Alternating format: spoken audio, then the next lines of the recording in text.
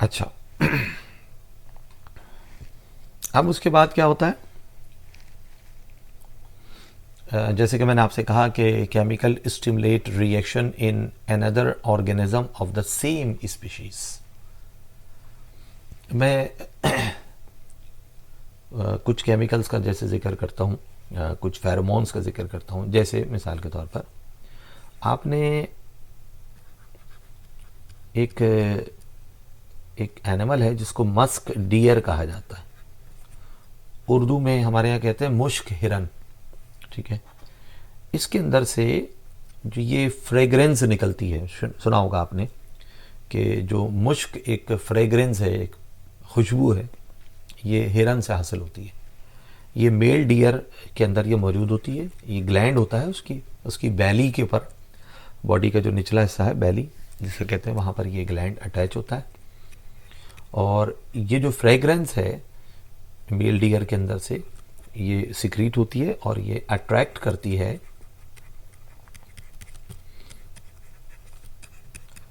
The female deer for mating, fertilization के लिए ये केमिकल सिक्रीट होता है मस्क डियर। तो वो ग्लैंड हम इंसानों को जब पता चला तो हम उसकी बॉडी से वो निकाल लेते हैं और उसके अंदर से वो फ्रेग्रेंस एक्सट्रैक्ट कर ली जाती है और उससे परफ्यूम वगैरह बनाने में उसको इस्तेमाल किया जाता है।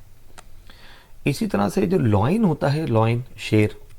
अच्छा, इसमें मैं एक और बात बता दूं आपको, बड़ी अहम बात यह है कि देखिए ये हर एनिमल अपनी बॉडी से मुख्तलिफ इक़साम के फेरोमोन सिक्रीट करता है, लेकिन हर फेरोमोन को सूंघने की सलाहियत, ये बेसिकली वॉलेटाइल सब्सटेंसेस होते हैं, वॉलेटाइल होते हैं ये केमिकल्स। क्या है? वॉलेटाइल नेचर के होते हैं।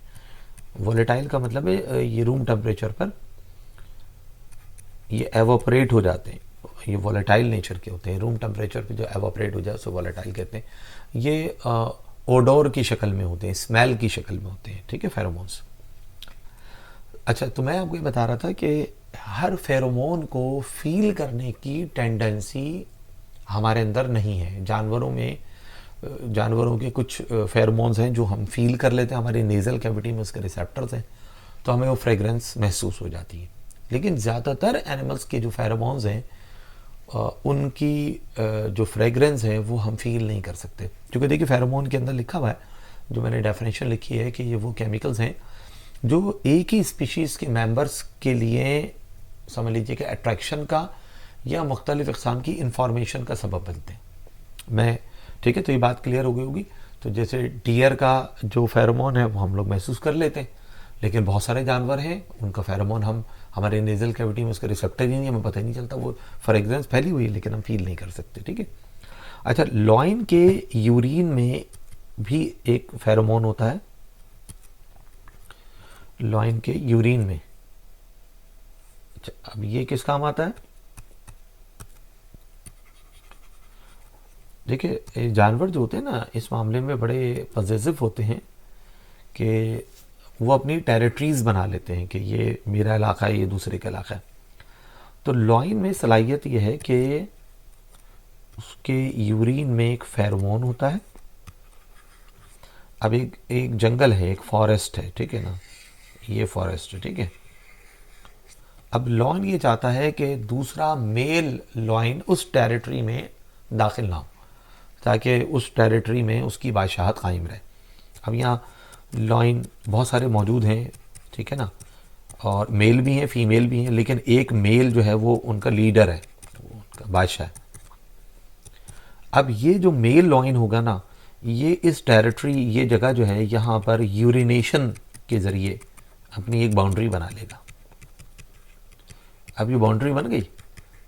अब ये बाउंड्री जो है ये यूरिनेशन के ज़रिए बनी है ना, यूरिन इसने एक उसके ज़रिए एक बाउंड्री वॉल बना दी।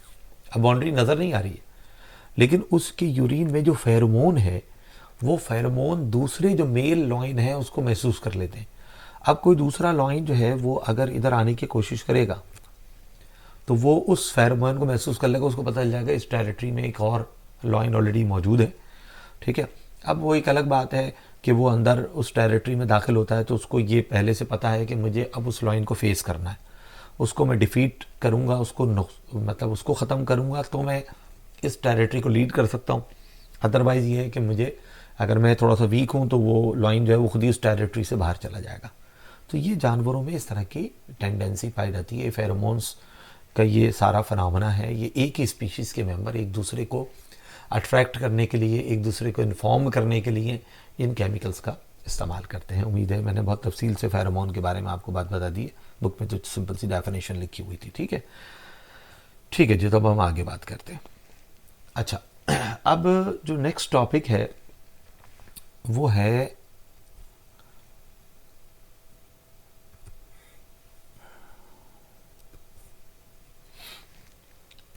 हार्मोन का मोड ऑफ एक्शन। ठीक है, mode of action of hormones.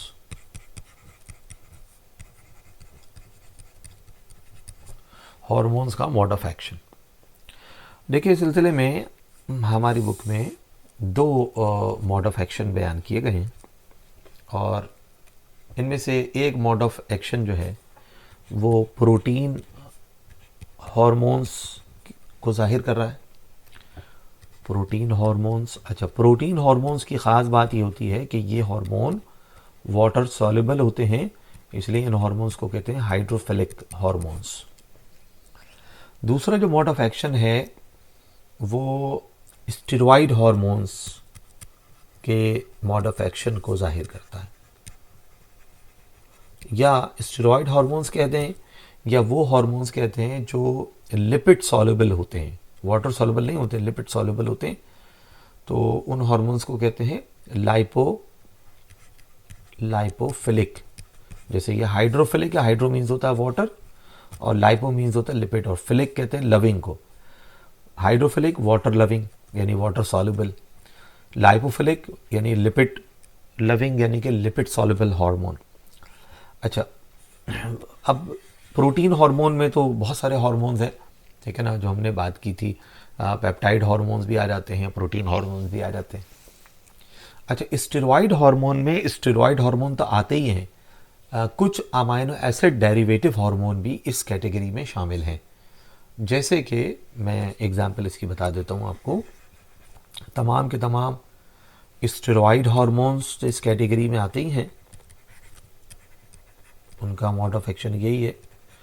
इसके अलावा जो थायराइड हार्मोन्स हैं वो भी इसी कैटेगरी में आते हैं। थायराइड हार्मोन्स, थायराइड हार्मोन्स में जो मशहूर एक हार्मोन है वो है थायरॉक्सिन। तो थायरॉक्सिन का भी mode of action steroid hormone की कैटेगरी या इस ग्रुप में शामिल है कि इस अंदाज से हार्मोन अपना एक्शन परफॉर्म करता है। अच्छा, अब मैं इसमें थोड़ी सी आपको सर्कुलेशन के लिहाज से बात बताता हूँ। देखो भाई, अब बात यह है कि तमाम जो हार्मोन्स हैं, आप जानते हैं कि वो ब्लड सर्कुलेशन के ज़रिए ही जो है वो टारगेट साइट तक पहुंचाए जाते हैं। ये ब्लड वेसल बनी हुई है,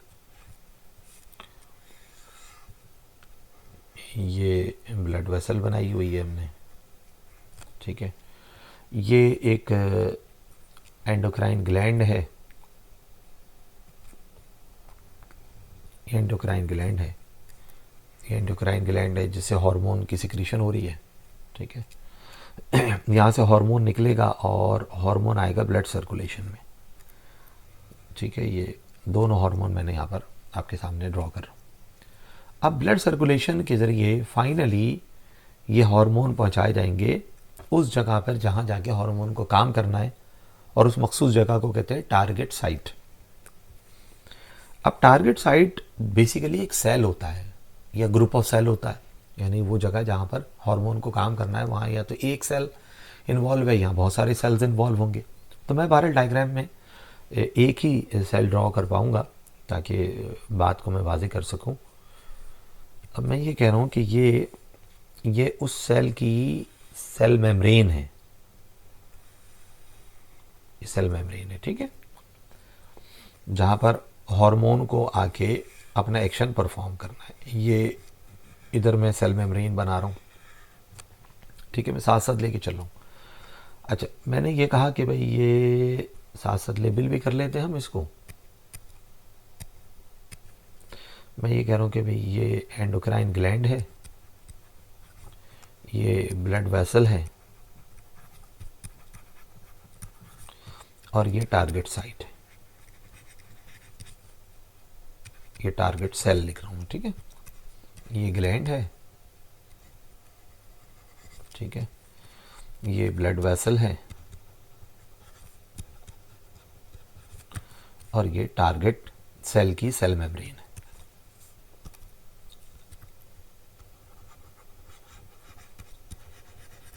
ठीक है।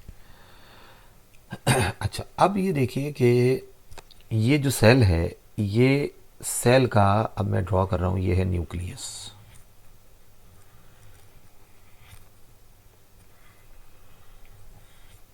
देखिए ध्यान में रखिएगा, सेल के अंदर जो काम भी होता है वो डीएनए के कहने पर होता है, ठीक है ना। ये बात तो आप अच्छी तरह से जहन में बिठा लीजिए। सेल में कोई भी एक्टिविटी होगी तो वो डीएनए के कहने पर होगी। डीएनए की मर्जी के बगैर, डीएनए की मर्जी के खिलाफ सेल में कोई काम नहीं हो सकता। अब डीएनए का क्या मतलब है? डीएनए का मतलब है डीएनए के छोटे छोटे फ्रैगमेंट्स को जीन का नाम दिया जाता है। सेल में कोई भी काम जो है, जो काम भी सेल में होता है वो जीन की मर्जी से होता है, ठीक है। तो मैं आपके सामने न्यूक्लियस बना रहा हूँ।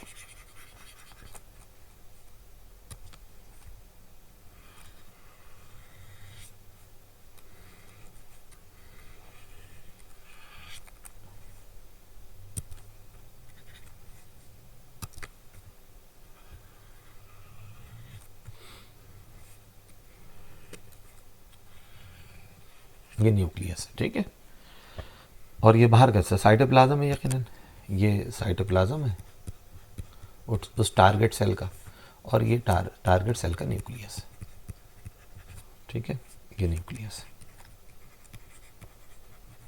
अब जैसे कि मैंने आपसे कहा कि भाई डीएनए के कहने पर सब काम हो रहे हैं, तो फिर वो डीएनए कहाँ पर मौजूद है? भाई डीएनए मौजूद है न्यूक्लियस के अंदर। ये डीएनए मौजूद है, ये डीएनए। डीएनए का मतलब है, डीएनए का एक टुकड़ा है जो जीन के तौर पर काम कर रहा है। और जीन का बेसिकली ध्यान में रखिएगा काम होता है कि सेल के अंदर एक खास किस्म का प्रोटीन सिंथेसाइज करती है जीन, ठीक है ना। ये डीएनए बना हुआ है। डीएनए का मतलब है जीन। तो ये यहाँ तक एंजाइम को अप्रोच, हार्मोन को यहाँ तक अप्रोच करना पड़ेगी, ठीक है। अब आ जाइए, देखिए ये मैं कह रहा हूँ कि ये हार्मोन का, ये मैं बना रहा हूँ रिसेप्टर। ये हार्मोन का रिसेप्टर है, और इस हार्मोन का जो रिसेप्टर है वो मैं यहाँ पर बना रहा हूँ,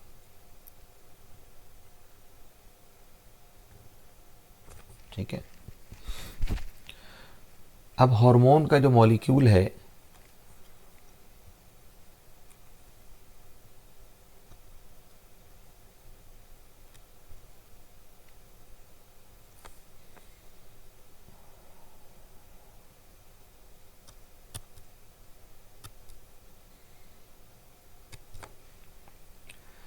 अब देखिए ये हार्मोन के ये मॉलिक्यूल्स थे,